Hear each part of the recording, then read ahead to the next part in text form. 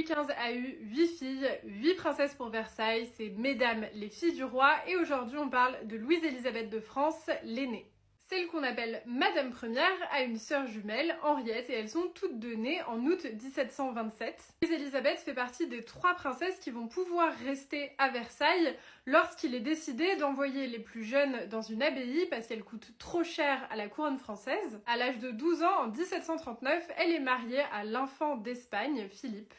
De ce mariage vont naître 3 enfants et pour l'anecdote, sa fille aînée va épouser le frère de Marie-Antoinette et son fils aîné va épouser la sœur de Marie-Antoinette, Marie-Amélie, sur qui j'ai fait une vidéo que vous pouvez trouver dans la playlist Les femmes de l'histoire. Mais tout ça, ça suffit pas à Louise-Élisabeth, qui est donc maintenant infante d'Espagne et qui s'ennuie, à savoir que son mari est complètement sous la coupe de la reine d'Espagne. Mais cette belle-mère, c'est une Farnèse. Et les Farnèses, historiquement, étaient les propriétaires du duché de Parme et de Plaisance. Et ça, c'est un très bon argument pour Louise-Élisabeth, qui voit la guerre de succession d'Autriche comme une bonne opportunité de mettre son mari à la tête du duché de Parme et de Plaisance. C'est exactement ce qui va se passer, c'est pour ça que son mari est connu comme Philippe Ier, et ce sont les fondateurs de la dynastie Bourbon-Parme qui est très connue. Je vous l'ai déjà dit, Louise-Élisabeth, qu'on voit ici avec sa fille, elle s'ennuie.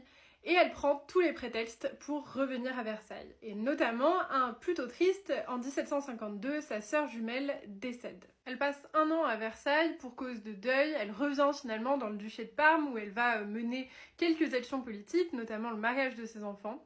Puis finalement, elle retourne à Versailles et c'est là-bas qu'elle va s'éteindre en 1759. Elle avait seulement 32 ans et c'est la petite Vérole qui a eu raison d'elle.